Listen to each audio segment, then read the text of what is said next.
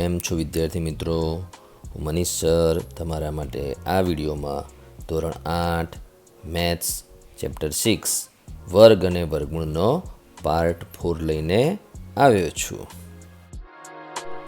વિદ્યાર્થી મિત્રો, વર્ગ અને વર્ગમૂળના આ પ્રકરણમાં પાર્ટ 3માં તમે શું ભણી ગયા તો તે જોઈ લો. તો પૂર્ણવર્ગ સંખ્યાનું વર્ગમૂળ કોને કહેવાય, પછી વર્ગમૂળ શોધવાની 4 રીતો શીખવાડવામાં આવી, સંખ્યા પૂર્ણવર્ગ છે કે નહીં તે કઈ રીતે ચકાસી શકાય, અને પૂર્ણવર્ગ સંખ્યાના વર્ગમૂળના અંકોની સંખ્યા કેવી રીતે શોધી શકાય તે પાર્ટ 3માં તમે શીખી ગયા. હવે પાર્ટ 4માં તમે શું શીખશો તે જોઈ લો. તો પાર્ટ 4માં તમને એ શીખશો કે પૂર્ણવર્ગ ના હોય તેવી સંખ્યાનું વર્ગમૂળ કઈ બે પૂર્ણ સંખ્યાની વચ્ચે હોય. બરાબર, કઈ બે પૂર્ણ સંખ્યાની વચ્ચે હોય તે તમે શીખશો. અને જો સંખ્યા પૂર્ણવર્ગ ના હોય તો તેને પૂર્ણવર્ગ બનાવી શકાય? તો હા, બનાવી શકાય. તો કઈ રીતે બનાવી શકાય? નાનામાં નાની કઈ સંખ્યા વડે ગુણતા, અથવા નાનામાં નાની કઈ સંખ્યા વડે ભાગતા, અથવા કઈ સંખ્યા ઉમેરતા, અથવા કઈ સંખ્યા બાદ કરતા તે સંખ્યાને પૂર્ણવર્ગ બનાવી શકાય તે શીખશો. બરાબર, અને થોડા વ્યવહારુ દાખલા શીખશો. પછી છેલ્લે કાટકોણ ત્રિકોણ પર એટલે કે પાયથાગોરસ સૂત્ર પર આધારિત દાખલા તમે આ પાર્ટ 4માં શીખશો. વિદ્યાર્થી મિત્રો, પૂર્ણવર્ગ ના હોય તે સંખ્યાનું વર્ગમૂળ કઈ બે સંખ્યાની વચ્ચે હોય તે સમજવા માટે તમારે 1 થી 1000 સુધીની પૂર્ણવર્ગ સંખ્યાઓ મોઢે હોવી જોઈએ. તો 1 થી 100 સુધીની પૂર્ણવર્ગ સંખ્યાઓ તો તમને રમતા રમતા મોઢે થઈ જાય. 1નો વર્ગ 1, 2નો વર્ગ 4, 3નો વર્ગ 9 કરતાં 10નો વર્ગ 100 સુધી. બરાબર, પણ પછી 11ના વર્ગથી 31ના વર્ગ સુધીના વર્ગો એટલે કે પૂર્ણવર્ગ સંખ્યાઓ તમારે મોઢે કરશો તો જ આ મુદ્દો તમને મૌખિક રીતમાં આવડશે. અને જે અહીંયા લખેલું છે એમાં સૌથી છેલ્લે છે 1024 એ 32નો વર્ગ છે. એ તૈયાર કરો તો ઠીક છે, નહીં કરો તો બી વાંધો નથી, પણ 1 થી 31 સુધીના વર્ગ તો મોઢે હોવા જોઈએ. એમાં અહીંયા જે લખેલો છે એ 11નો વર્ગ છે 121, પછી 12નો વર્ગ, 13નો વર્ગ, 14નો વર્ગથી મળીને 20 સુધીના વર્ગ આપણે અહીંયા ડાબી બાજુ લખેલા છે. એ બધા મોઢે હોવા જોઈએ. તમને વચ્ચેથી પૂછવામાં આવે કે ભાઈ 18નો વર્ગ તો 324 તરત ખબર હોવી જોઈએ એ રીતે. પછી અહીંયા 441નો વર્ગ 21નો વર્ગ 441, પછી 22નો વર્ગ, 23નો વર્ગથી 30નો વર્ગ 900, 31નો વર્ગ 961 ને 32નો વર્ગ 1024. તો આ વર્ગ જો મોઢે હશે તો આ મુદ્દા ઉપર આધારિત દાખલા તમે મૌખિક રીતે કરી શકશો, કે એસક્યુ કે એમસીક્યુમાં તમારે ગણતરી નહીં કરવી પડે, અન્યથા ગણતરી કરવી પડશે. તો આ દાખલો શું કહે છે તે જુઓ કે નીચેની સંખ્યાઓના વર્ગમૂળની સૌથી નજીકની પૂર્ણ સંખ્યા તરીકે શું મળે તેની ગણતરી કરો. આમ તો ગણતરી કરવાની કીધી જ છે, છતાં અમુક નાની સંખ્યામાં વગર ગણતરી આપણે કહી શકીએ છીએ કે નહીં તે જોઈએ. તો સૌથી પહેલાં 80ની વાત કરીએ. તો અહીંયા એકલું 80 નથી લખ્યું, વર્ગમૂળમાં 80 લખ્યું, એટલે 80નું વર્ગમૂળ તો પૂર્ણાંક સંખ્યામાં ના મળે. તો આ 80નું વર્ગમૂળની નજીકમાં કઈ પૂર્ણાંક સંખ્યા હોય તે પૂછ્યું છે. તો પહેલાં તો 80ની નજીકમાં પૂર્ણવર્ગ સંખ્યા કઈ હોય તે ખબર હોવી જોઈએ. તો 80ની નજીકમાં પૂર્ણવર્ગ સંખ્યા 81, 9નો વર્ગ, અને 9નો વર્ગ 81, તો 9થી નાની સંખ્યા 8નો વર્ગ 64. એટલે આ 80 એ 64 અને 81ની વચ્ચે છે. 80ની વાત કરી તો વર્ગમૂળમાં 80, વર્ગમૂળમાં 64 અને વર્ગમૂળમાં 81ની વચ્ચે હોય, એટલે 8 અને 9ની વચ્ચે.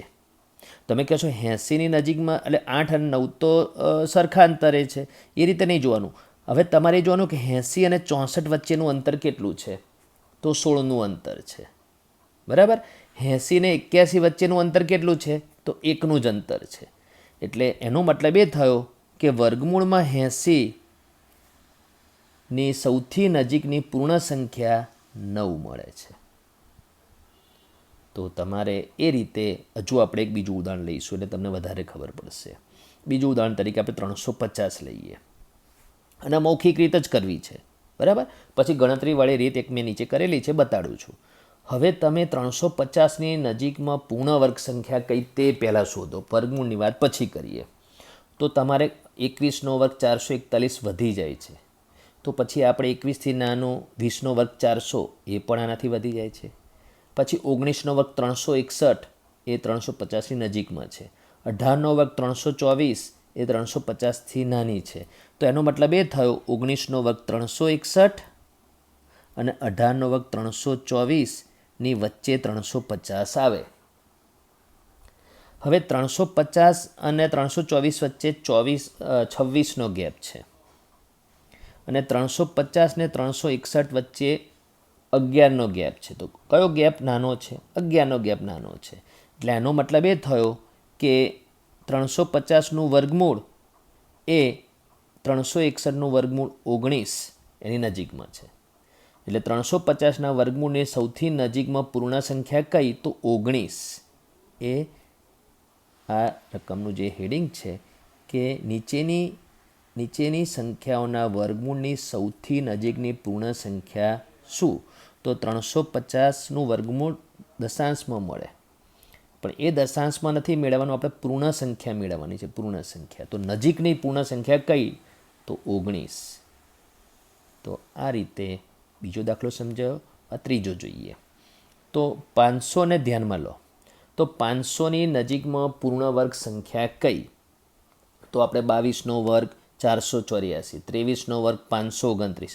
જો ખબર હશે તો તરત મળી જશે, એ તો તમારે બહુ શોધવી પડશે અથવા ગણતરીઓ બહુ કરવી પડશે. બરાબર. તો એનો મતલબ એ થયો 529, 500થી મોટી એ 23નો વર્ગ, તો 23થી નાની 22, 22નો વર્ગ 484. એટલે 484 અને 529 બે ક્રમિક પૂર્ણવર્ગ સંખ્યાની વચ્ચે છે. બંને વચ્ચેનો ગેપ જુઓ તો 500 ને 529 વચ્ચે 29નો ગેપ છે. 484 અને 500 વચ્ચે 16નો ગેપ છે. તો કયો ગેપ નાનો છે? 16નો ગેપ નાનો છે. તો એનો મતલબ એ થયો 500નું વર્ગમૂળ એ 484નું વર્ગમૂળ એટલે 22.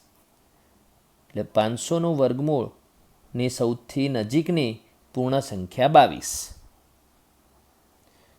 તો 3 દાખલા મૌખિક સમજાય 4માંથી. હવે આ એક દાખલો 1000વાળો જે છે એ આપણે ગણતરીની રીતે. હવે મેં તમને જે બી મૌખિક રીત કરાવી એમાં અઘરું પડ્યું હોય તો પછી આ ગણતરીની રીત છે. તો તમારે આ 1000 છે એને ભાગાકારની રીતે તમારે એનું વર્ગમૂળ શોધવાનો ટ્રાય કરવાનો.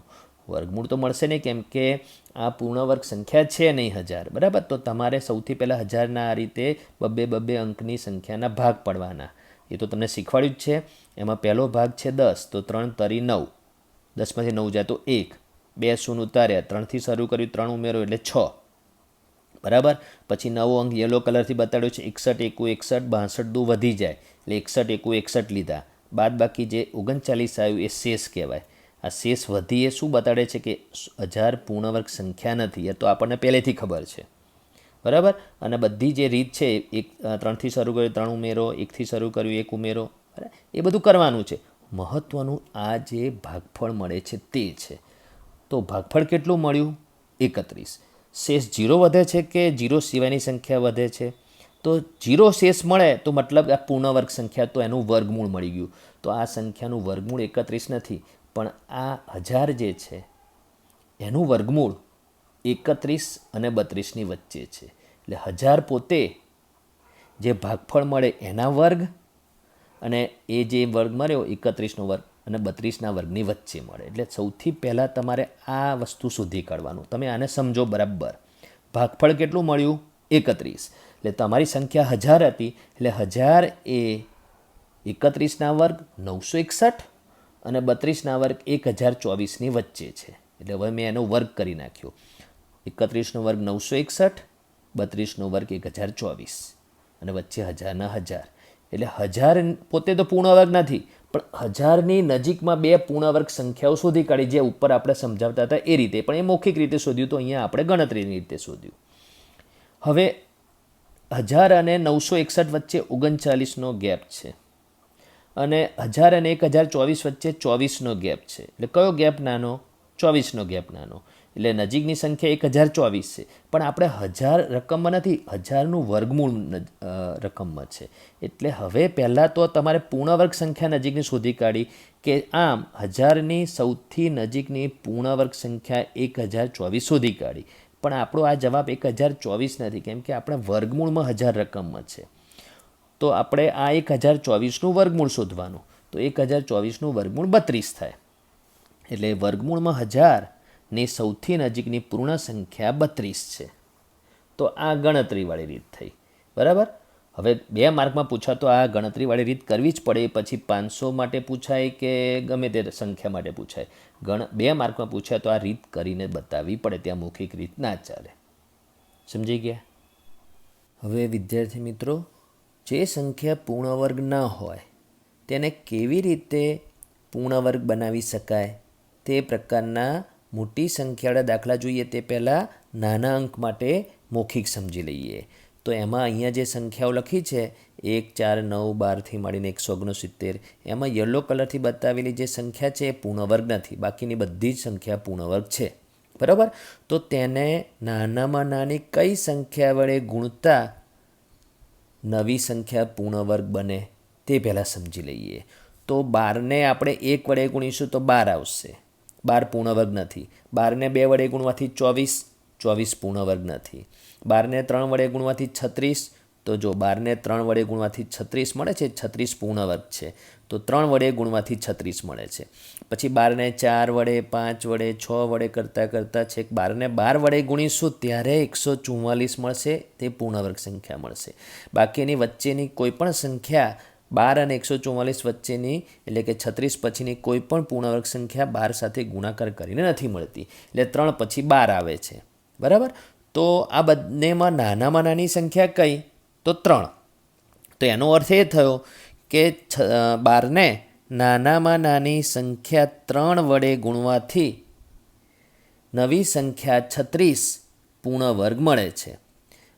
144 પણ પૂર્ણ વર્ગ મળે છે, પણ 12 વડે ગુણવાથી મળે છે. એ રીતે 144 પછી 169 પછીની બી પૂર્ણ વર્ગ સંખ્યા 12ને કોઈ સંખ્યા વડે ગુણવાથી મળી શકે, પણ નાનામાં નાની સંખ્યા કઈ? તો 3 વડે ગુણવાથી.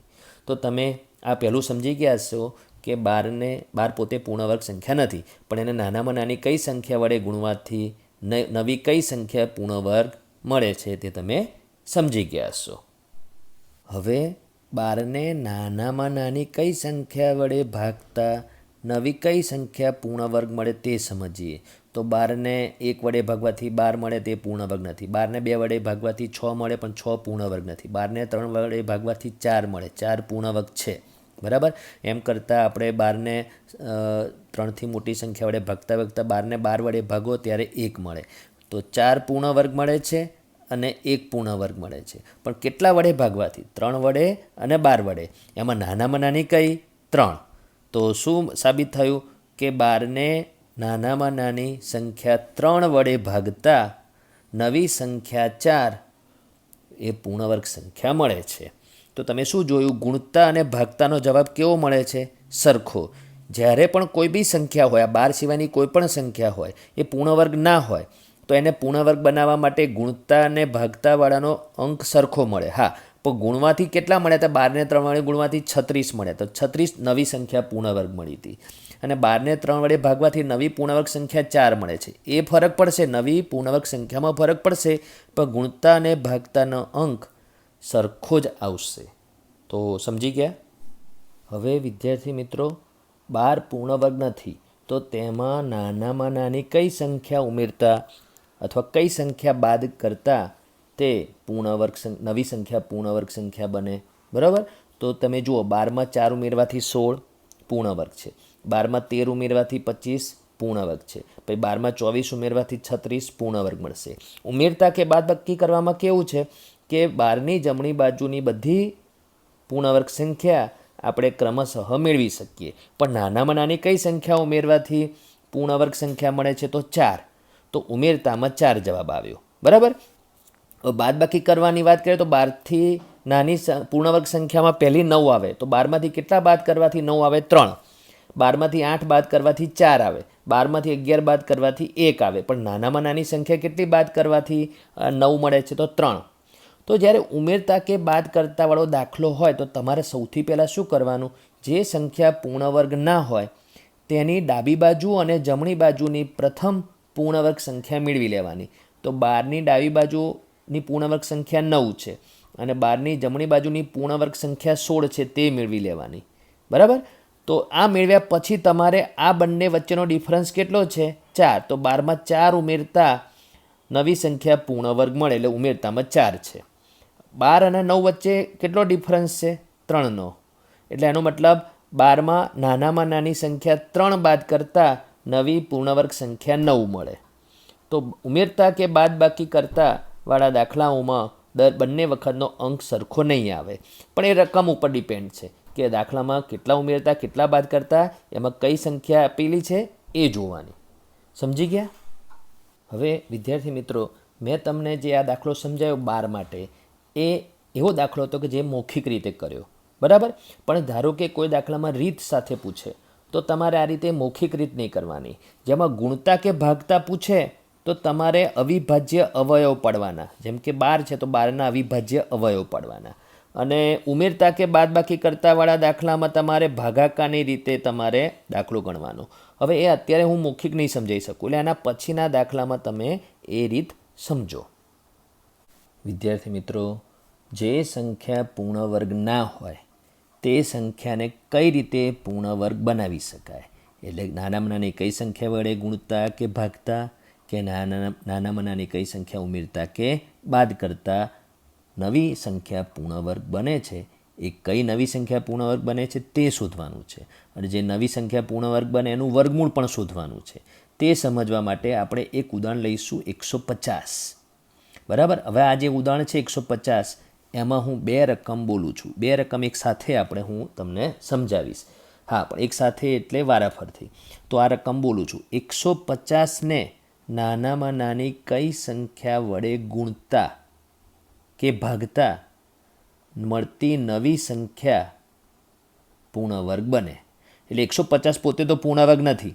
હવે એને નાનામાં નાની કઈ સંખ્યા વડે ગુણતા નવી કઈ સંખ્યા પૂર્ણ વર્ગ બને છે તે શોધીએ. પછી ભાગતાવાળું.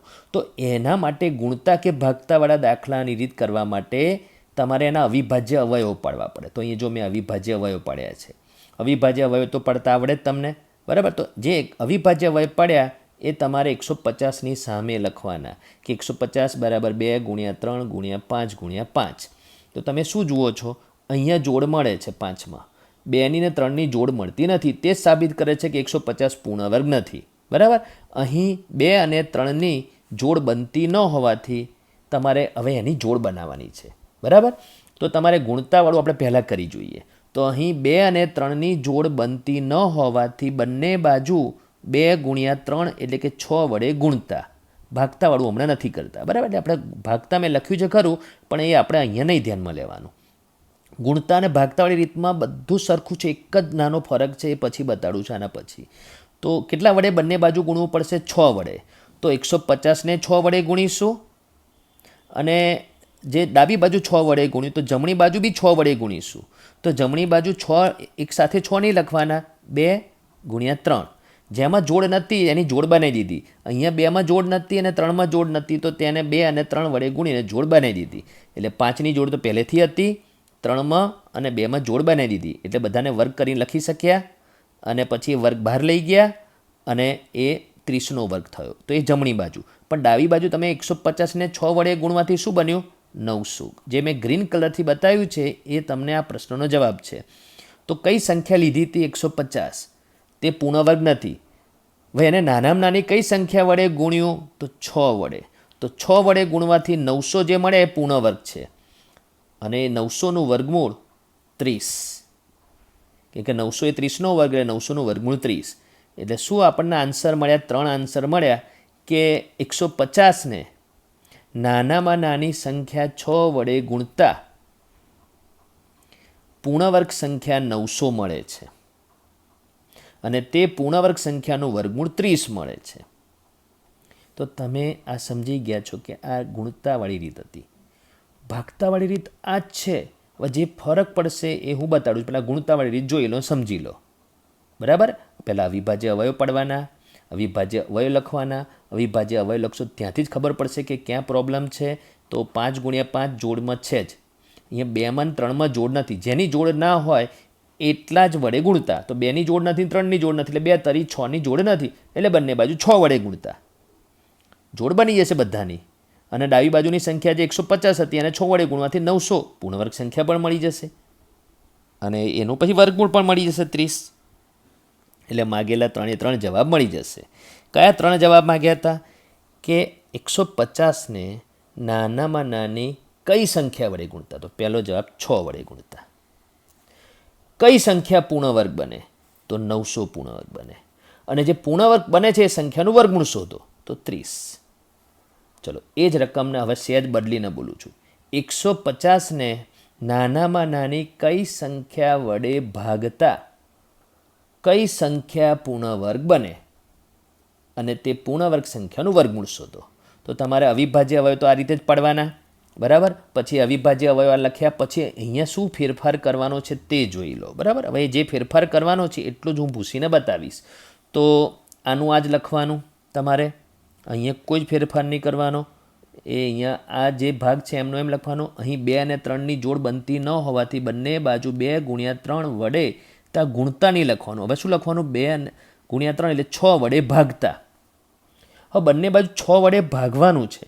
અહીંયા તો મેં ગુણાકારનું ચિહ્ન લખ્યું છે. આ હવે ત્યાં ભાગાકારનું ચિહ્ન આવશે, બરાબર. એટલો ફરક પડશે. તો બંને વચ્ચે ભાગાકારનું ચિહ્ન તમારે બતાવવાનું.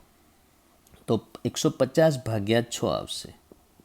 તો આ બાજુ બી ભાગવાનું છે અને આ બાજુ બી તમારે ભાગવાનું છે. તો ભાગશો એટલે શું થશે કે તમારે આ જે સંખ્યા લખવાની નથી. ×2 × 3 લખવાની જ નથી. આ વ્હાઇટ કલરથી જે છે એ આપેલું છે, બરાબર. અને એમાં તમારે 2x3 વડે એટલે કે 6 વડે ભાગવાનું છે. તો અહીંયા તમારે છેદમાં ના લખવું હોય તો ભાગ્યા 6 આ રીતે લખવાનું. તો જો ડાબી બાજુ બી 6 વડે ભાગ્યું, 150ને 6 વડે ભાગ્યું, જમણી બાજુ પણ તમે 6 વડે ભાગ્યું. એના લીધે તમારે હજુ ફેરફાર શું થશે કે આ આવશે જ નહીં, ખાલી 5નો વર્ગ જ વધશે. તો બધું હવે હું ચેકી નાખું છું, કેમ કે એટલા બધા અહીંયા બધા ફેરફાર થઈ જશે. અહીંયા 900 પણ નહીં આવે, બરાબર. હવે હું એને વ્હાઇટ કલરથી લખું છું. તો જો શું આવશે કે આ 6 છે, તો આ 6ને લીધે 3 અને 2 ઉડી જશે. એટલે 5x5 5નો વર્ગ જ વધશે જમણી બાજુ. અને 150 ભાગ્યા 6 કરો એટલે 25 મળશે, બરાબર. એટલે 25 બરાબર 5નો વર્ગ. 25 બરાબર 5નો વર્ગ, બરાબર. ફરીથી લખવાની જરૂર નથી, પણ જગ્યા હતી મેં લખી કાઢ્યું. તેથી આપણી જે સંખ્યા છે, હવે નવી જે સંખ્યા મળી એ 25 મળી. તો એ 25નું વર્ગમૂળ કયું મળશે? 30ને બદલે કેટલું મળશે હવે? 5. તો આ આપણો બીજો જવાબ આવ્યો. તો પહેલો જવાબ શું હતો કે નાનામાં નાની સંખ્યા 6 વડે તમારે ગુણતાને બદલે શું આવશે? ભાગતા, બરાબર. તો તમારે અહીંયા લખવાનું 6 વડે ભાગતા. હા, 6 વડે જ ભાગવાનું. જેટલા વડે ગુણતા એટલા જ વડે ભાગતા આવ્યું. તો નવી કઈ સંખ્યા પૂર્ણવર્ગ બની? 900 નથી મળી પૂર્ણવર્ગ. કઈ નવી સંખ્યા પૂર્ણવર્ગ મળી? 25. તો નવી જે સંખ્યા પૂર્ણવર્ગ મળી એ 25 મળી. અને તેનું વર્ગમૂળ શું મળ્યું? તો તેનું વર્ગમૂળ 5 મળ્યું. તો જો રકમ બદલાય, જવાબ તો બદલાય, પણ રીતમાં કોઈ મોટો ફેરફાર નથી. તો નાનામાં નાની કઈ સંખ્યા વડે ગુણતા કે કઈ સંખ્યા વડે ભાગતા માટે શું કરવાનું તે મેં તમને આ ઉદાહરણ દ્વારા સમજાવ્યું. તો દરેક દાખલા તમારે આ રીતે ગણી શકાય. વિદ્યાર્થી મિત્રો, હવે ચોપડીના અંદર આપેલું ઉદાહરણ નંબર 6 જુઓ, બરાબર. તો તે શું કહે છે કે શું 2352 એ પૂર્ણવર્ગ સંખ્યા છે? અને જો ના, તો કઈ નાનામાં નાની સંખ્યાને 2352 સાથે ગુણવાથી, બરાબર, એટલે ગુણવા પર આધારિત છે કે નાનામાં નાની કઈ સંખ્યા વડે ગુણતા મળતી સંખ્યા પૂર્ણવર્ગ મળે. એટલે પૂર્ણવર્ગ સંખ્યા કઈ છે તે શોધવાની છે અને કઈ નાનામાં નાની સંખ્યા વડે ગુણવાનું છે. અને આ નવી મળતી સંખ્યાનું વર્ગમૂળ પણ શોધો. એટલે 3 જવાબ તમને માગ્યા છે, બરાબર. તો સૌથી પહેલાં તમારે 2352ના અવિભાજ્ય અવયવ પડવાના. તો 2352ના અવિભાજ્ય અવયવ આ જોઈ શકો છો તમે, બરાબર. અવિભાજ્ય અવયવ જોઈ લીધા. એ અવિભાજ્ય અવયવને પછી 2352ની સામે લખવાના. તો 2352ના અવિભાજ્ય અવયવમાં તમે જુઓ, આ બેની જોડ છે, આમાં બેની જોડ છે અને 7ની જોડ છે. કોની જોડ નથી? 3ની જોડ નથી. જેની જોડ ના હોય એની જોડ બનાવવાની. તો લખ્યું છે અહીં અવિભાજ્ય અવયવ 3 એ જોડીમાં નથી. તેથી 2352 એ પૂર્ણવર્ગ સંખ્યા નથી. કેમ કે પહેલો પ્રશ્ન છે પૂર્ણવર્ગ સંખ્યા છે તો નથી. કેમ નથી? એનું કારણ. હવે જો 3 જોડીમાં હોય તો પૂર્ણવર્ગ સંખ્યા બને. તેથી આપણે 2352ને 3 વડે ગુણીએ તો મળતી સંખ્યા પૂર્ણવર્ગ બને. તો 2352ને 3 વડે ગુણવાનું એટલે બંને બાજુ 3 વડે ગુણવાનું. તો 2352ને બી 3 વડે ગુણવાનું. અને આપણે જમણી બાજુ પણ આ એક 3 નવો લાવ્યા, જે એક જ હતો, બરાબર. એક જ વખત 3 હતું તો 2 વખત કરી નાખ્યું, એટલે બંને બાજુ 3 વડે ગુણ્યું. હવે દરેક અવિભાજ્ય સંખ્યા જોડીમાં છે. હવે ડાબી બાજુ 2352 કેટલા થશે? 7056. એ પૂર્ણવર્ગ સંખ્યા છે. આમ શું જવાબ મળ્યું કે આમ 2352ને નાનામાં નાની સંખ્યા 3 વડે ગુણવાથી મળતી સંખ્યા પૂર્ણવર્ગ બને છે. અને મળતી સંખ્યા 7056 છે, બરાબર. 7056. હવે આના માટે જે 7056 મળે છે એનું વર્ગમૂળ પણ પૂછ્યું છે. તો હવે દરેક જોડીમાંથી એક એક સંખ્યા લેવાની. તો પહેલી જોડીમાંથી, આ પહેલી જોડી છે એમાંથી એક સંખ્યા લીધી 2, બીજી જોડીમાંથી એક સંખ્યા લીધી 2, ત્રીજી જોડીમાં 2 વખત 3 છે એમાંથી એક 3 લેવાના, છેલ્લી જોડીમાંથી 2 7માંથી એક 7 લેવાના. અને એ બધાનો ગુણાકાર 84. એ આપેલી સંખ્યાનું વર્ગમૂળ મળ્યું. આપેલી સંખ્યાનું એટલે પૂર્ણવર્ગ સંખ્યાનું જે આપણે મેળવી તે. એટલે ટોટલ આપણને આમ જોવા તો 4 જવાબ મળ્યા. પહેલો પ્રશ્ન એવો હતો કે શું 2352 એ પૂર્ણવર્ગ સંખ્યા છે? તો આપણે શું લખવાનું હતું કે ના. પછી કઈ સંખ્યા વડે ગુણતા નાનામાં નાની? તો 3 વડે ગુણતા. કઈ સંખ્યા પૂર્ણવર્ગ મળે છે? તો 7056. અને એનું વર્ગમૂળ 84 મળે છે. તો તમે સમજી ગયા છો આ દાખલો, બરાબર. વિદ્યાર્થી મિત્રો, ચોપડીનું ઉદાહરણ નંબર 7 શું કહે છે? રકમ 9408ને એવી કઈ નાનામાં નાની સંખ્યા વડે ભાગવાથી મળતું ભાગફળ, એટલે મળતી નવી સંખ્યા, પૂર્ણવર્ગ સંખ્યા મળે. અને એ ભાગફળનું એટલે નવી પૂર્ણવર્ગ સંખ્યાનું વર્ગમૂળ પણ શોધો. એટલે 3 જવાબ માગ્યા છે, બરાબર. તો સૌથી પહેલાં અવિભાજ્ય અવયવ પાડવાના. તો 9408ના અવિભાજ્ય અવયવ અહીંયા બાજુમાં પાડેલા છે, બરાબર. એ અવિભાજ્ય અવયવ જે મળી જાય તેને તમારે એ સંખ્યાની સામે ગુણાકાર સ્વરૂપે લખવાનું. અને જેમાં જોડ હોય એમાં જોડ બતાવવાની. તો પહેલીમાં 2 ગુણ્યા 2, બીજી વખત 2 ગુણ્યા 2, ત્રીજી વખત 2 ગુણ્યા 2, એટલે 2ની 3 જોડ મળે જ છે. 7ની પણ જોડ મળે છે, ખાલી એક 3ની જોડ મળતી નથી, બરાબર. એટલે આપણે 9408ને 3 વડે ભાગવું પડે. કેમ કે આપણે ગુણતા કે ભાગતામાં એટલું યાદ રાખવાનું કે જ્યાં પ્રોબ્લેમ હોય એ જ જગ્યા એટલી જ સંખ્યા વડે ગુણતા, અને જે પ્રોબ્લેમ હોય એ જ સંખ્યા વડે ભાગતા. તો 3માં પ્રોબ્લેમ છે એટલે 3 વડે આપણે બંને બાજુ ભાગવું પડે. તો 9408ને 3 વડે ભાગીશું એટલે 3136 3136 મળશે. અને જમણી બાજુ 3 સંખ્યા નીકળી જશે. તો હવે 3 વગરની જોડી એ તમે લખી નાખવાની, જે પૂર્ણવર્ગ છે, બરાબર. એટલે અપેક્ષિત નાનામાં નાની સંખ્યા 3 છે. એટલે જે માગી હતી નાનામાં નાની કઈ સંખ્યા વડે ભાગતા? તો 3. અને નવી સંખ્યા મળી 3136. અને એનું વર્ગમૂળ આપણે આ સંખ્યાનો ગુણાકાર 56. એટલે 3 જવાબ જે પૂછ્યા હતા એ મળી ગયા. કયા 3 જવાબ પૂછ્યા હતા? નાનામાં નાની કઈ સંખ્યા વડે ભાગતા? તો 3 વડે ભાગતા. કઈ સંખ્યા પૂર્ણ વર્ગ મળે છે? તો 3136 પૂર્ણ વર્ગ મળે છે. અને તેનું વર્ગમૂળ કેટલું મળે છે? તો 56. તો તમે નાનામાં નાની કઈ સંખ્યા વડે ગુણતા કે કઈ સંખ્યા વડે ભાગતા તે તમે સમજી ગયા છો. વિદ્યાર્થી મિત્રો, હવે ચોપડીમાં ઉદાહરણ નંબર 8ની રકમ શું કહે છે તે જુઓ. તો ઉદાહરણ નંબર 8ની રકમમાં એવું લખ્યું છે કે સંખ્યા 6, 9 અને 15, બરાબર. આ 3 સંખ્યાથી નિશેષ ભાગી શકાય તેવી નાનામાં નાની પૂર્ણવર્ગ સંખ્યા શોધો. તો નાનામાં નાની પૂર્ણવર્ગ સંખ્યા પૂછી છે, તો આપણે પૂર્ણવર્ગને આપણે હમણાં ભૂલી જઈએ. તો નાનામાં નાની સંખ્યાનો મતલબ શું કે 6, 9 અને 15થી નિશેષ ભાગી શકાય તેવી નાનામાં નાની સંખ્યા એટલે લસા અ. એટલે 6, 9 અને 15નો તમારે લસા શોધવો પડે, બરાબર. 6, 9 અને 15નો લસા એ અહીંયા બાજુમાં શોધેલો જ છે, પણ હું તમને ફરીથી શોધીને બતાડું, એટલે મતલબ કે રીત કરીને બતાડું. તો તમે જુઓ છો 6, 9 અને 15. તો એમાંથી કોઈ સંખ્યાને 2 વડે ભગાય છે નિશેષ, તો 6 ને 2 વડે નિશેષ ભગાય છે, તો આપણે 2 વડે ભાગીશું તો 3 આવશે. 9ને અને 15ને નહીં ભગાય એટલે એમના એમ. હવે કોઈને 2 વડે ભગાય છે તો ના, હવે 3 વડે ભાગીશું. તો 3 વડે ભાગવાથી 3ને 3 વડે ભાગવાથી 1, 9ને 3 વડે ભાગવાથી 3 અને 15ને 3 વડે ભાગવાથી 5. હજુ કોઈને 3 વડે ભગાય છે તો હા, એક સંખ્યાને 3 વડે ભગાય છે વચ્ચેની, તો 3 વડે ભાગીશું. તો જ્યાં 1 આવી ગયા ત્યાં 1, 3ને 3 વડે ભાગવાથી 1, 5ને 3 વડે ના ભાગે એટલે 5ના 5. હવે આપણે 5ને ભાગવાના બાકી રહે એટલે 5 વડે ભાગીશું. તો જ્યાં 1 છે ત્યાં 1 અને 5માં તે 1 આવી ગયા. હવે જે સંખ્યા મળી આપણને સૌથી ડાબી બાજુ, એ ચારેય સંખ્યાનો ગુણાકાર એ લસા. તો અહીંયા આપણે બાજુમાં લખેલો છે કે 6, 9, 15નો લસા લઘુત્તમ સામાન્ય અવયવી એ 2 × 3 × 3 × 5 બરાબર 90 છે.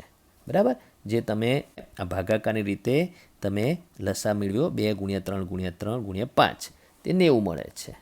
બરાબર, તો આ જે જવાબ મળ્યો એ પૂર્ણ વર્ગ સંખ્યા નથી. 90 એ પૂર્ણ વર્ગ નથી, એ તમને ખબર હોવી જોઈએ.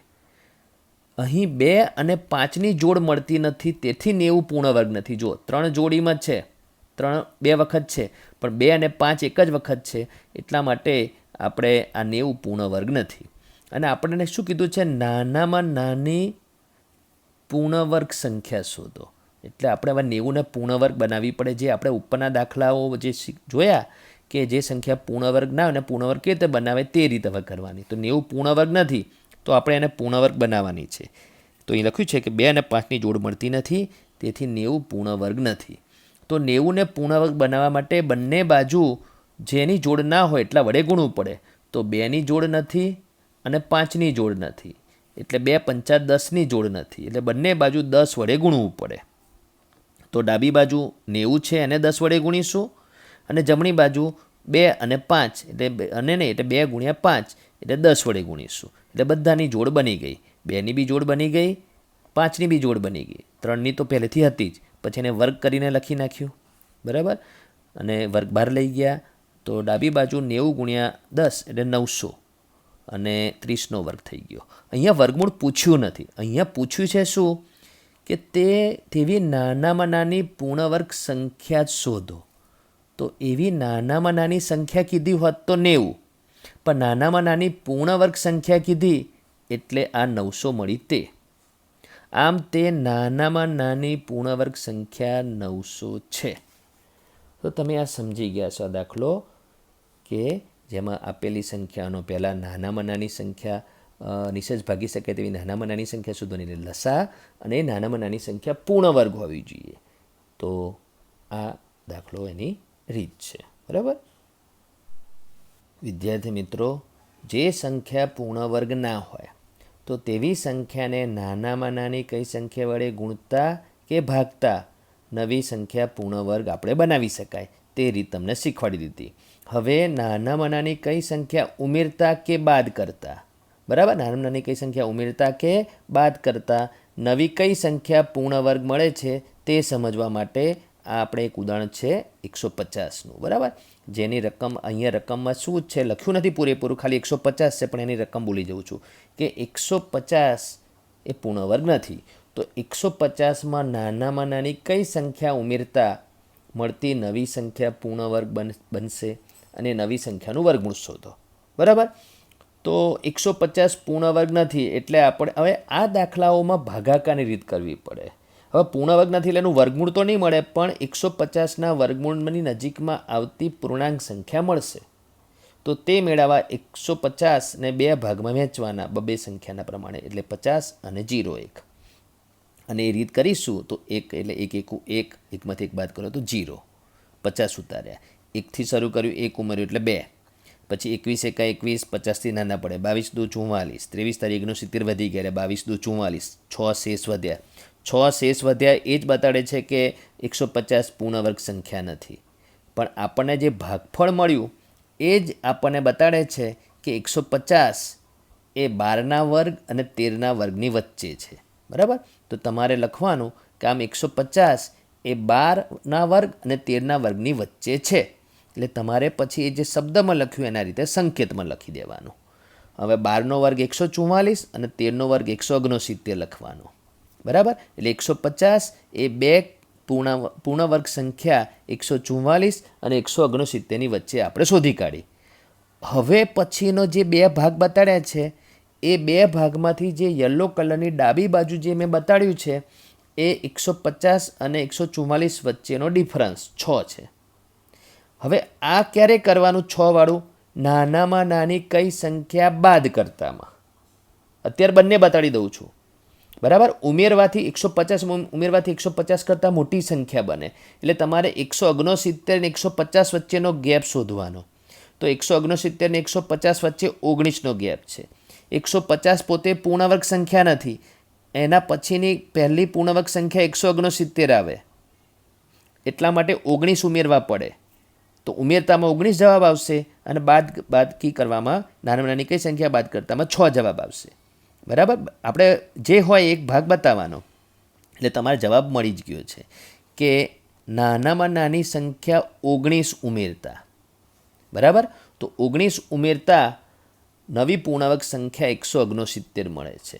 હવે નવી પૂર્ણાંક સંખ્યા 169નું વર્ગમૂળ કેટલું છે તે ઉપર લખેલું જ છે 13. તો આ રીતે નાનામાં નાની કઈ સંખ્યા ઉમેરતાવાળો દાખલો કરાયો. આ દાખલો નાનામાં નાની કઈ સંખ્યા બાદ કરતા કરાવી તો દીધું, મેં તમને સમજાવી દીધું. બધું આનું આ જ કરવાનું છે. કઈ સંખ્યા 150ના વર્ગમૂળની નજીકમાં મળશે તો 12. બરાબર. એટલે 12ના વર્ગ અને 13ના વર્ગની વચ્ચે 150 આવે. પછી તમારે 12નો વર્ગ 144, 13નો વર્ગ 169 લખી દેવાનું 150 વચ્ચે. હવે તમારે બાદ બાકી કરતા હોય એટલે 150થી નાની સંખ્યા તરફ જવાનું. એટલે બંને વચ્ચેનો ગેપ શોધવાનો. તો 150 અને 144 વચ્ચે કેટલાનો ગેપ છે? 6નો. બરાબર. એટલે બંનેની બાદ બાકી 6. તો અહીંયા જવાબ આન્સરમાં આટલું લખવાનું આવશે કે નાનામાં નાની સંખ્યા 6 બાદ કરતા 150માંથી નાનામાં નાની સંખ્યા 6 બાદ કરતા પૂર્ણવર્ગ સંખ્યા 144 મળે. ત્યાં તમારી પૂર્ણવર્ગ સંખ્યા બદલાઈ જશે, 144 મળશે. એટલે અહીંનો જવાબ 144 આવશે. અને તે પૂર્ણવર્ગ સંખ્યાનું વર્ગમૂળ 13 નહીં મળે પણ 12 મળશે, કેમ કે એ 144નું વર્ગમૂળ 12 હોય. તો આ રીતે આ દાખલો તમે સમજ્યા હશો. વિદ્યાર્થી મિત્રો, હવે ઉદાહરણ નંબર 10 શું કહે છે તે જુઓ. તો રકમ શું કહે છે કે એવી નાનામાં નાની સંખ્યા શોધો કે જેને 5607માંથી બાદ કરતા, એટલે આ બાદ કરતા શબ્દ મળી ગયો. 5607માંથી બાદ કરતા મળતી સંખ્યા પૂર્ણ વર્ગ હોય. એનો મતલબ 5607 પૂર્ણ વર્ગ નથી. બરાબર. અને એને પૂર્ણ વર્ગ બનાવવા માટે કેટલા બાદ કરતા તે શોધવાનું છે. ઉપરાંત મળતી પૂર્ણવર્ગ સંખ્યાનું વર્ગમૂળ પણ શોધો. એટલે 3 વસ્તુ શોધવાની છે. કઈ નાનામાં નાની સંખ્યા બાદ કરતા? પહેલો જવાબ. બીજો, કઈ સંખ્યા પૂર્ણ વર્ગ મળે? બીજો જવાબ. અને ત્રીજો, જે પૂર્ણવર્ગ સંખ્યા મળે એનું વર્ગમૂળ શોધો.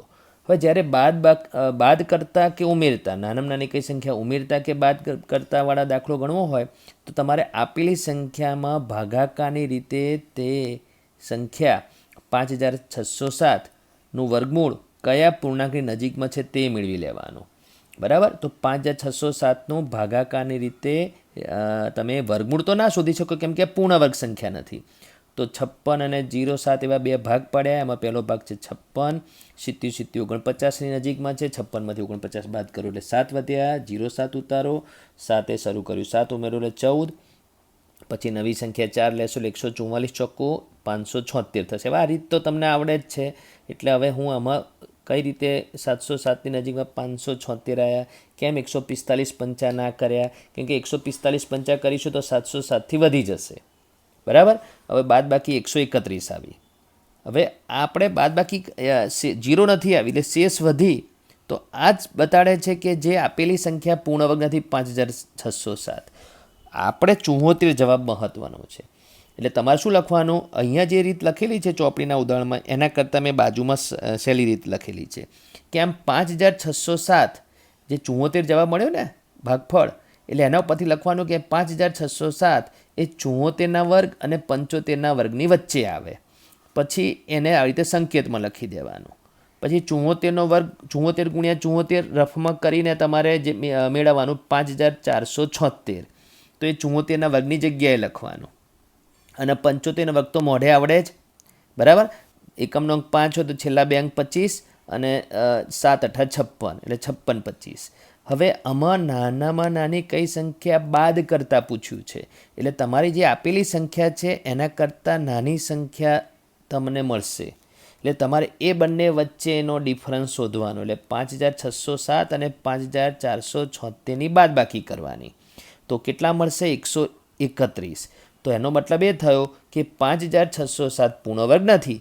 હવે જો એમાંથી 131 બાદ કરીશું તો 5476 એ પૂર્ણ વર્ગ મળશે. હવે 5476 કેમ પૂર્ણ વર્ગ છે? કેમ કે 74નો વર્ગથી મળેલી સંખ્યા છે, બરાબર. એટલે 3 જવાબ મળી ગયા. કયા 3 જવાબ મળી ગયા? કે 5607 એ પૂર્ણ વર્ગ નથી. તો એમાંથી નાનામાં નાની કઈ સંખ્યા બાદ કરી? તો 131 બાદ કર્યા. તો 131 જે તમે બાદ કર્યા એના લીધે કઈ સંખ્યા પૂર્ણ વર્ગ મળી નવી? તો 5476, બરાબર, જે આપણે ડાબી બાજુનું છે તે. અને એ જે પૂર્ણ વર્ગ મળી એનું વર્ગમૂળ 74 કેવી રીતે મળ્યું? તો એની ઉપર જ લખેલું છે કે 5476 એ કોનો વર્ગ છે? 74નો વર્ગ. એટલે કોઈ સંખ્યા કોનો વર્ગ છે મળે એટલે એનું વર્ગમૂળ મળે. તો આ રીતે તમે આ દાખલો સમજી ગયા હશો, બરાબર. વિદ્યાર્થી મિત્રો, ઉદાહરણ નંબર 12 શું કહે છે તે જુઓ. 12મા નંબરના ઉદાહરણમાં એવું કીધું છે કે એવી નાનામાં નાની સંખ્યા શોધો કે જેને 1300માં ઉમેરતા મળતી સંખ્યા પૂર્ણ વર્ગ હોય, બરાબર. અને પછી એ નવી મળતી પૂર્ણ વર્ગ સંખ્યાનું વર્ગમૂળ પણ શોધો. એટલે 3 જવાબ પૂછ્યા છે. 1300માં શું ઉમેરતા, બરાબર, પૂર્ણ વર્ગ સંખ્યા કઈ મળે તે, અને મળેલી પૂર્ણ વર્ગ સંખ્યાનું વર્ગમૂળ. તો સૌથી પહેલાં ઉમેરતા કે બાદ કરતાવાળા દાખલામાં જેવી સંખ્યા આપી હોય પૂર્ણ વર્ગ ના આપેલી હોય એને ભાગાકારની રીતે તેનું વર્ગમૂળ કયા પૂર્ણાંક સંખ્યાની નજીકમાં છે તે શોધી કાઢવાનું. એટલે 1300નું વર્ગમૂળ 36ની નજીકમાં છે, બરાબર. એટલે એ કઈ રીતે શોધવાનું? તો ભાગાકારની રીતે. તો 1300માં 2 ભાગ 13 અને 0 0. પહેલો ભાગ 13, 3 તરી 9, ચોખ્ખો 16 વધી જાય. 13માંથી 9 જાય તો 4, 2 શૂન્ય ઉતારો. 3માં 3 ઉમેરો, 3 ઉમેરેલા બતાડે નથી એટલે અહીંયા 6 થાય. પછી 61 એકા 61, 400થી ખૂબ નાના છે. 62 2, 63 તરી 64, એમ 66 છંગ 396 થશે. 67 સિત્તા વધી જશે, બરાબર. અને 4 શેષ વધશે. શેષ વધી એ શું બતાડે છે? કે આપેલી સંખ્યા પૂર્ણવર્ગ નથી, બરાબર. પૂર્ણવર્ગ ના હોય તો જ એને પૂર્ણવર્ગ બનાવવા માટે નાનામાં નાની સંખ્યા ઉમેરતા કે બાદ કરતાં પૂછ્યું હોય. તો આપણે આ જે 36 જવાબ મળે છે એ બહુ મહત્ત્વનો છે. એટલે એના ઉપરથી શું સાબિત થાય છે? કે એમ 1300 એ 36ના વર્ગ અને 37ના વર્ગની વચ્ચે આવે છે.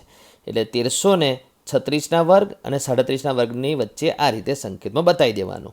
1300ની જગ્યાએ 1300 લખવાનું અને 36નો વર્ગ 36 ગુણ્યા 36 રફકામ કરી 1296 આ બાજુ લખવાનું. અને 37નો વર્ગ એટલે 37 ગુણ્યા 37 રફમાં કરી અને 1369 લખવાનું, બરાબર.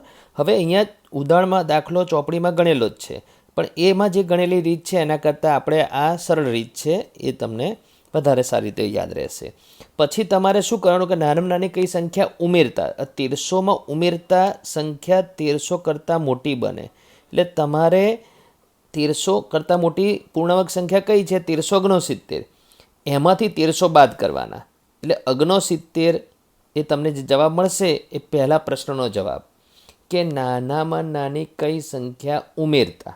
1300માં 69 ઉમેરો ત્યારે 1369 પૂર્ણવર્ગ સંખ્યા મળે છે.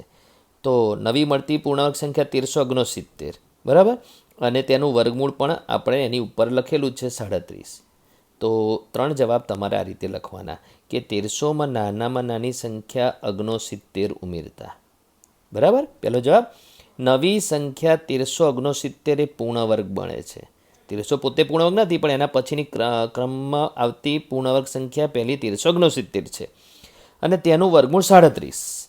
તો 37 કેતે મળ્યું? તો તમે 36ના વર્ગ અને 37ના વર્ગની વચ્ચે તમે જે 1300 મેળવ્યો તો એમાં 1369 37નો વર્ગ છે એટલે 1369નું વર્ગમૂળ 37, બરાબર. તો તમે આ દાખલા સાથે તમે એવું સમજી જ ગયા છો કે નાનામાં નાની કઈ સંખ્યા ઉમેરતા કે બાદ કરતાં કઈ સંખ્યા પૂર્ણ વર્ગ મળે તે દાખલા કઈ રીતે ગણી શકાય. વિદ્યાર્થી મિત્રો, 4 અંકોવાળી મોટામાં મોટી પૂર્ણ વર્ગ સંખ્યા શોધવાનું ઉદાહરણ નંબર 11 જુઓ. બરાબર. હવે આ રકમ જે રીતે લખેલી છે એ રીતમાં તમને એવું લાગશે કે આ નવા પ્રકારનો દાખલો છે, પણ ના, આ નવા પ્રકારનો દાખલો નથી. આપણે ઉપર જે દાખલા ગણે એ જ રીતનો છે, પણ રકમ એ પ્રમાણે નથી. પેલા રકમને સમજો. 4 અંકોવાળી મોટામાં મોટી સંખ્યા નથી કીધી, પૂર્ણ વર્ગ સંખ્યા શોધો. હવે તમને પૂર્ણ વર્ગ શબ્દ ના આપ્યો હોય તો 4 અંકોવાળી મોટામાં મોટી સંખ્યા કઈ? તો 9999 એ 4 અંકની મોટામાં મોટી સંખ્યા છે. અને જો આ જ સંખ્યા એ લખ્યું છે 4 અંકોવાળી મોટી સંખ્યા 9999 છે, જો આ જ સંખ્યા પૂર્ણ વર્ગ હોય તો આપણો જવાબ મળી ગયો. પણ આપણને ખબર નથી કે આ સંખ્યા પૂર્ણ વર્ગ છે કે નહીં. હવે જો આ સંખ્યા પૂર્ણ વર્ગ હશે તો આ જ એનો જવાબ, પણ એ આપણે શોધવું પડશે. અને જો આ સંખ્યા પૂર્ણ વર્ગ નહીં હોય તો આના વર્ગમૂળ, મતલબ 9900નું વર્ગમૂળની નજીકમાંની પૂર્ણાંક સંખ્યા આપણે શોધી કાઢવાની ભાગાકારની રીતે. બરાબર. તો 9999ને આપણે ભાગાકારની રીતે એનું વર્ગમૂળ 99ની નજીકમાં છે. બરાબર. તો એ મેળવવા માટે પહેલાં 9999ના 2 ભાગ પાડો, 2 અંકના. બરાબર. પહેલો ભાગ છે 99, 9 9 81, 10 દાન 100 વધી જાય એટલે 9 9 81, 99માંથી 81 બાદ કરો એટલે 18 વધ્યા, 99 ઉતારો, 9 શરૂ કર્યું એટલે 9 ઉમેરો. આ ઉમેરેલું બતાડ્યું નથી. બરાબર. એટલે 18 થયા. પછી 181 કરતાં 189 નવાએ 1701 આવશે. બરાબર. તો આ રીત તો તમને મેં શીખવાડી દીધેલી છે. તો એ રીતે કરતાં છેલ્લે શેષ વધે છે. તો આ શેષ વધે છે એ જ સાબિત કરે છે કે 9999 એ પૂર્ણ વર્ગ સંખ્યા નથી. પણ એમ કરતાં આપણને જે જવાબ આ 99 મળ્યો ને એ જ હવે આપણને મદદ કરશે કે 9999 એ કોના વર્ગની વચ્ચે? તો જે ઉપર ભાગફળ મળ્યું એ સંખ્યાના વર્ગ એટલે 99ના વર્ગ અને 100ના વર્ગની વચ્ચે. તો તમને આગળના દાખલામાં આ રીતે સમજાવ્યું છે. એટલે તમારે 9999ને 99નો વર્ગ અને 100ના વર્ગની વચ્ચે તમારે આ રીતે લખવાનું. પછી 99નો વર્ગ 99 ગુણ્યા 99 આ રીતે રફમાં મેળવી અને લખવાનું 9801 અને 100નો વર્ગ તો 10,000 મોઢે આપણે લખી શકીએ અને વચ્ચે છે 9999. હવે આ 4 અંકની મોટામાં મોટી સંખ્યા છે. બરાબર. પણ એ પૂર્ણ વર્ગ છે નહીં. તો તેનાથી ડાબી બાજુ જતાં કઈ સંખ્યા પહેલાં પૂર્ણ વર્ગ મળે છે? 9801. તો આ 9801 4 અંકની મોટામાં મોટી પૂર્ણ વર્ગ સંખ્યા આપણને મળી ગઈ. જવાબ મળી ગયો છે. આન્સર જ લખવાનો. આમ 4 અંકની મોટામાં મોટી પૂર્ણ વર્ગ સંખ્યા 9801.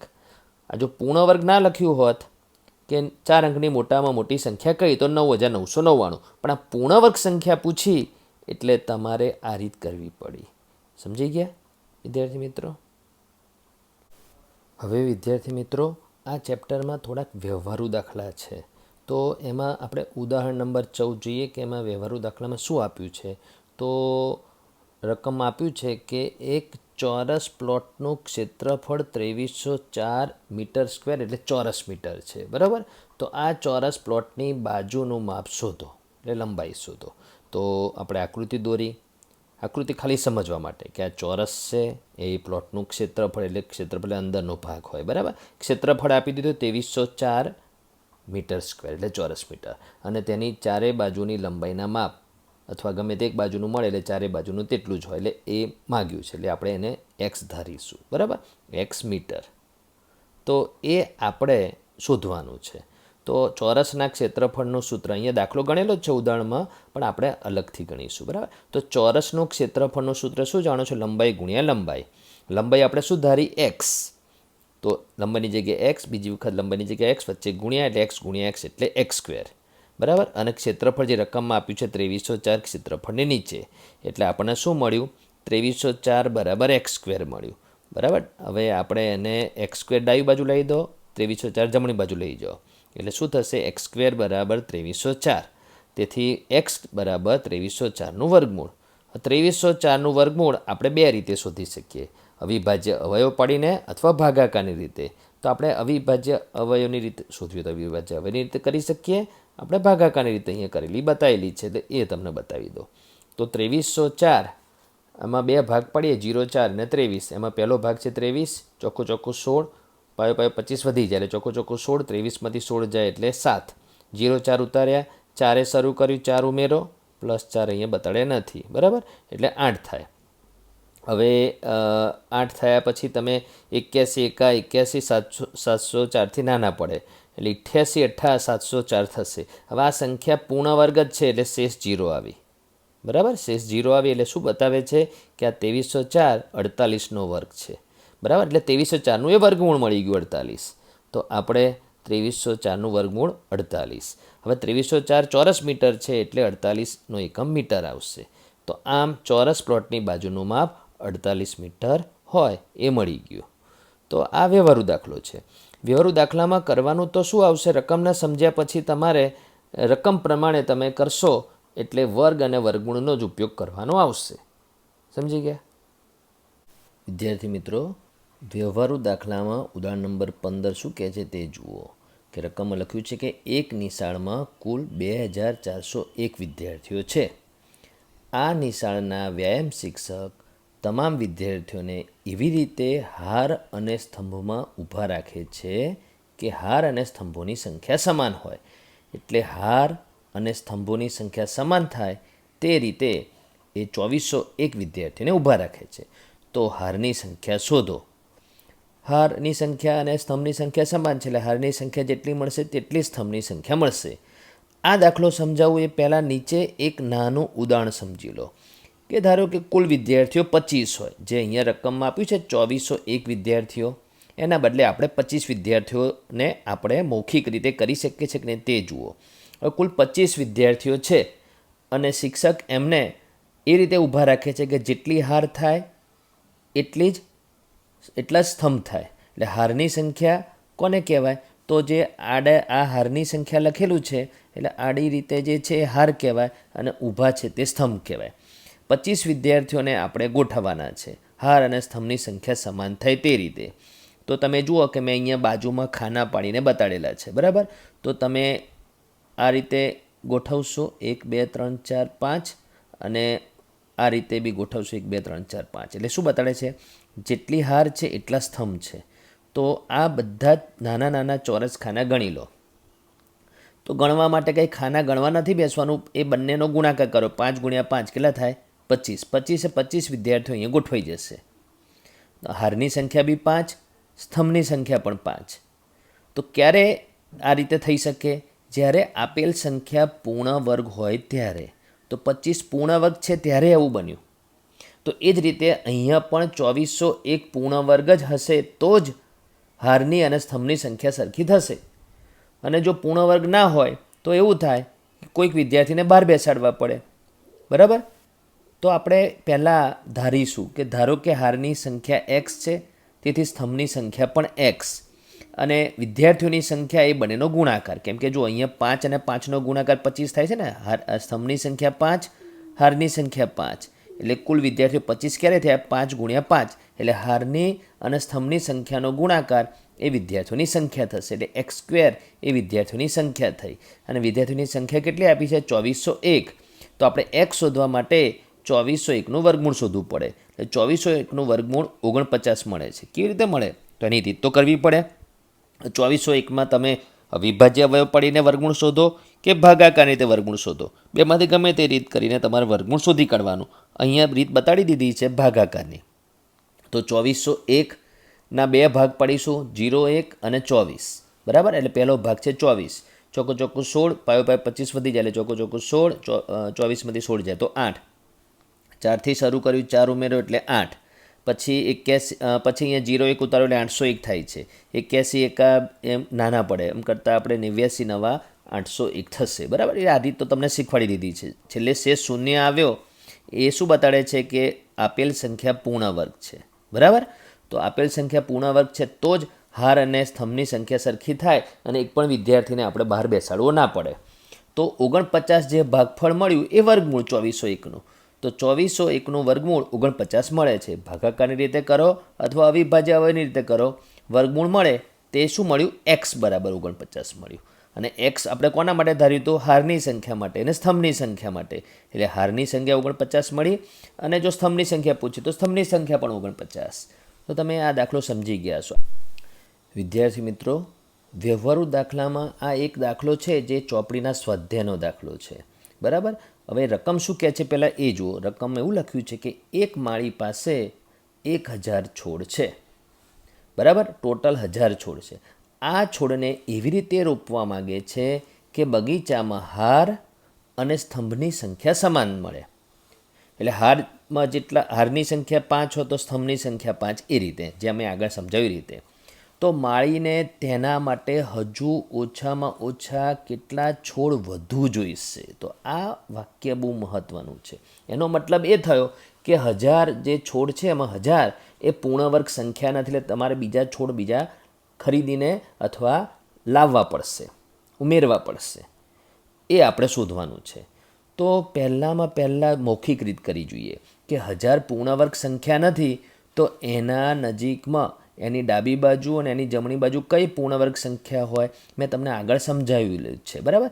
તો 1000ની ડાબી બાજુ અને જમણી બાજુની પૂર્ણવર્ગ સંખ્યા એ 961 અને 1024 છે. જો આ ખબર હોય તો ઠીક છે, તો મૌખિક રીત થઈ શકે. અને આ દાખલો મૌખિક રીતમાં નથી પૂછાતો, ગણતરીમાં પૂછાય છે. પણ મૌખિક રીત એટલા માટે સમજવા માટે. હવે 1000 છોડ હોય તો હાર અને સ્તંભની સંખ્યા સરખી કરી જ ના શકાય. તો અહીંયા કીધું છે કેટલા બીજા છોડ ઉમેરવા પડશે, વધુ જોઈશે. એટલે એનો મતલબ એ થયો કે તમારે 1000 છોડમાં બીજા છોડ ઉમેરવા પડશે. તો એના પછીની પૂર્ણવર્ગ સંખ્યા મેળવવી પડશે. તો 1000 પછી 1000 તો પૂર્ણવર્ગ છે નહીં, પણ 1000ના અંક પછી આવતી પહેલી પૂર્ણવર્ગ સંખ્યા 1024. તો આ 1024 ટોટલ છોડ જોઈશે. ત્યારે 32 હાર અને 32 સ્તંભ થશે. તો 1000 છોડ છે તો બીજા કેટલા છોડ જોઈશે? તો 24 છોડ બીજા જોઈશે. એ આ મૌખિક રીતમાં સમજ્યા. હવે આપણે આની ગણતરીની રીત જોઈએ તો સૌથી પહેલાં ધારવું પડશે. તો શું ધારવું પડશે? જેટલી હાર છે, અને પહેલાં તો લખવાનું કે અહીં કુલ છોડ 1000 છે. બરાબર. કુલ છોડ કેટલા છે? 1000.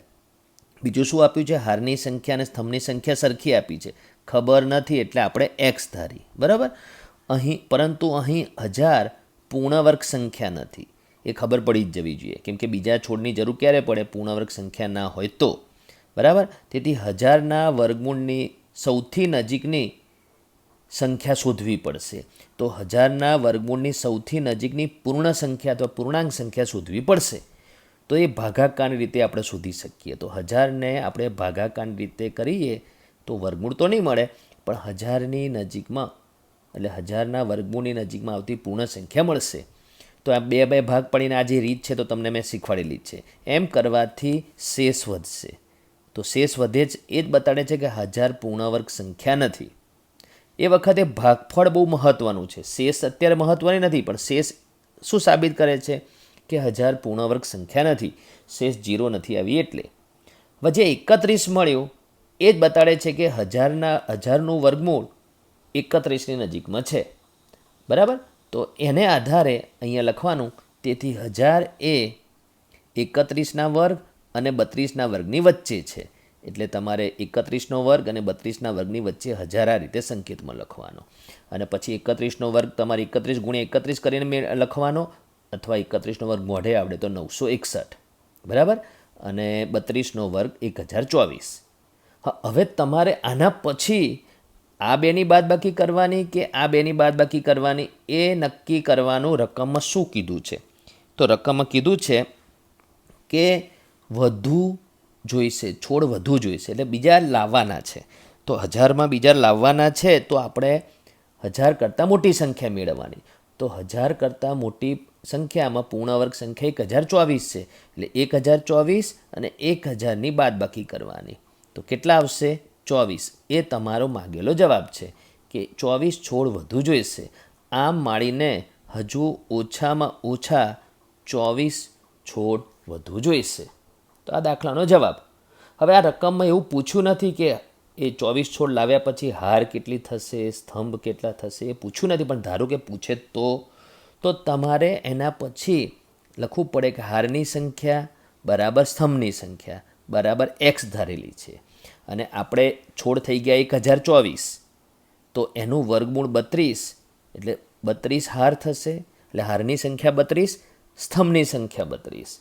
તો જો આ છેલ્લો જે મેળવ્યો જવાબ એ માગે તો બી તમે શોધી શકો. તો તમે આ દાખલો સમજી ગયા છો. વિદ્યાર્થી મિત્રો, વ્યવહારુ દાખલામાં હવે જે દાખલો છે એ હમણાં તમને મેં આગળ 1000 છોડવાળું સમજાયું એના જેવો જ દાખલો છે, બરાબર. પહેલાં રકમ વાંચું છું. આ દાખલો છે એ ચોપડીના સ્વાધ્યાયનો દાખલો છે કે એક નિશાળમાં 500 વિદ્યાર્થીઓ છે. પીટીની કવાયત કરવા માટે તમામ વિદ્યાર્થીઓને એ રીતે ઊભા રાખ્યા છે કે હાર અને સ્તંભની સંખ્યા સમાન રહે. એટલે આગળના જેવો જ થયો. તો નિશાળના કેટલા વિદ્યાર્થીઓ આ ગોઠવણીની બહાર રહેશે? એટલે અમુક વિદ્યાર્થીઓને તમારે આ પ્રમાણે ગોઠવણીમાં રાખવાના નહીં રહે. એટલે કેટલા બહાર બેસાડવા પડશે એની વાત છે, બરાબર. તો આપણે પહેલાં તો 500 પૂર્ણ વર્ગ સંખ્યા નથી ત્યારે જ અમુક વિદ્યાર્થીને બહાર બેસાડવા પડશે. તો 500ની નજીકમાં 500ની ડાબી બાજુ એટલે 500 કરતાં નાની અને 500 કરતાં મોટી પૂર્ણ વર્ગ સંખ્યાઓ મોઢે ખબર છે? તો તમને એ ખબર હોય તો થોડું મૌખિક રીત પણ કરી શકો. આમ તો આ ગણતરીવાળા દાખલામાં જ પૂછાય. તો 500થી નાની પૂર્ણ વર્ગ સંખ્યા 484 છે અને 500થી મોટી પૂર્ણ વર્ગ સંખ્યા 529 છે ક્રમમાં. તો જો બીજા વિદ્યાર્થી એડ કરવાના હોત તો 500 છે તો 29 વિદ્યાર્થીઓ બીજા એડ કરવા પડત. પણ આપણે બહાર બેસાડવાના છે તો 500 વિદ્યાર્થીમાંથી 484 વિદ્યાર્થી જ ગોઠવણીમાં ગોઠવી શકાશે. તો વિચારો, 500 અને 484 વચ્ચે કેટલો ડિફરન્સ છે? 16નો ડિફરન્સ છે. એટલે 16 વિદ્યાર્થીઓ બહાર બેસાડવા પડશે અને 22 હાર અને 22 સ્તંભ બનશે. 16 એટલે બહાર બેસાડવા પડશે, બરાબર. તો આ તો મૌખિક રીત. હવે આપણે એને ગણતરીની રીતમાં ઉપરના આપણે દાખલા સમજાય એના જેવું જ છે. તો કુલ વિદ્યાર્થીઓ 500 છે. હારની સંખ્યા અને સ્તંભની સંખ્યા સરખી છે એટલે એક્સ ધારો, પરંતુ અહીં 500 પૂર્ણ વર્ગ સંખ્યા નથી. તો 500ના વર્ગમૂળની સૌથી નજીકની પૂર્ણ સંખ્યા શોધવી પડશે. તો આપણે ભાગાકારની રીતે શોધી શકીએ. તો 500માં ભાગાકારની રીત કરી તો 500માં 2 ભાગ પડીશું, 0 0 અને 0 5. 2 દુ 4, 5 પડી 4 જાય તો 1, 2થી શરૂ કર્યું, 2 ઉમેરો 4, પછી 41 એકા 41 નાના પડે, 42 દુ 84, 43 તારી વધી જશે એટલે 42 દુ 84 બાદ બાકી 16, 16 શેષ મળી એ સાબિત કરે છે કે આપેલ સંખ્યા પૂર્ણ વર્ગ નથી. પણ આ ભાગફળ બહુ મહત્ત્વનું છે. 22 જે જવાબ મળે છે ને એ 500નું વર્ગમૂળનો નજીકમાં પૂર્ણાંક સંખ્યા મળી, બરાબર. એટલે આના પરથી આપણે લખવાનું કે તેથી 500 એ 22ના વર્ગ અને 23ના વર્ગની વચ્ચે આવે. એટલે આપણે એને આ રીતે લખ્યું, 500 એ 22ના વર્ગ અને 23ના વર્ગની વચ્ચે આવે. એમાં 22નો વર્ગ કેટલો? તો 484, બરાબર. અને 23નો વર્ગ કેટલો? 529. એ મેળવી લેવાનું. અને પછી પૂછ્યું છે શું એ જોવાનું કે આ બંને વચ્ચેની બાદબાકી કરવાની કે આ બંને વચ્ચેની બાદબાકી કરવાની, એ પૂછ્યા પ્રમાણે. અને એમ કીધું હોત કે કેટલા નવા વિદ્યાર્થી લાવવા પડશે, તો 500 અને 529ની બાદબાકી 29 વિદ્યાર્થીઓ નવા લાવવા પડશે. પણ આપણે આ ગોઠવણીની બહાર બેસાડવાના છે એટલે આપણે જે છે એમાંથી થોડા ઓછા કરવાના છે. થોડા એટલે આશરે નહીં, 500 અને 484ની બાદબાકી એટલે 16 વિદ્યાર્થીઓને ગોઠવણીની બહાર ગોઠવવા પડશે. એટલે કોની બાદબાકી કરવાની એ તમારે આ રીતે નક્કી કરવાનું. એટલે જવાબ આવી ગયો, આમ 16 વિદ્યાર્થીઓ ગોઠવણી કરવાથી બહાર રહેશે. તો દાખલો પૂછ્યો છે એનો જવાબ તો અહીંયા મળી ગયો, પણ અહીંયા એવું પૂછ્યું નથી કે એ વખતે જે ગોઠવશે એ વિદ્યાર્થીઓમાં હાર કેટલી થશે અને સ્તંભ કેટલા થશે એ પૂછ્યું નથી. પણ પૂછે તો તમારે શોધવું પડે કે હારની સંખ્યા બરાબર સ્તંભની સંખ્યા બરાબર એક્સ ધારીતી અને 484 વિદ્યાર્થીઓ આપણે ગોઠવ્યા તો એનું વર્ગમૂળ 22 થાય એટલે 22 હાર થશે અને 22 સ્તંભ થશે. તો આ ટાઈપના દાખલા તમે હવે સમજી ગયા છો. આ વ્યવહારુ દાખલા છે. વિદ્યાર્થી મિત્રો સમજી ગયા ને? વિદ્યાર્થી મિત્રો, આ ચેપ્ટરનો સૌથી છેલ્લો મુદ્દો કે કાટકોણ ત્રિકોણ ઉપર આધારિત એટલે કે પાયથાગોરસ સૂત્ર પર આધારિત દાખલા, 2 દાખલા છે, બરાબર, ચોપડીમાં. તો પહેલાં તો રકમ શું કહે છે કે કાટકોણ ત્રિકોણ એબીસીમાં ખૂણો B90 છે. એટલે એ પ્રમાણેની મેં નીચે આકૃતિ દોરી દીધી છે, બરાબર, કે બી ખૂણો કાટખૂણો બતાડ્યો છે અને ત્રિકોણ એબીસીમાં પછી એસી કર્ણ થાય, બરાબર. એમાં બે દાખલા છે, તો આપણે પહેલો દાખલો આપણે પહેલાં ગણીશું. એમાં એબીનું માપ 6 સેમી અને બીસીનું માપ 8 સેમી આપ્યું છે અને કર્ણ એસીનું માપ શોધવાનું કીધું છે. તો જો એબીનું માપ 6 સેમી, અત્યારે હાલ મેં એકલું 6 લખ્યું છે પણ એ 6 સેમી, બીસીનું માપ 8 સેમી એટલે અહીંયા 8 લખ્યું અને કર્ણનું માપ નથી આપ્યું, બરાબર.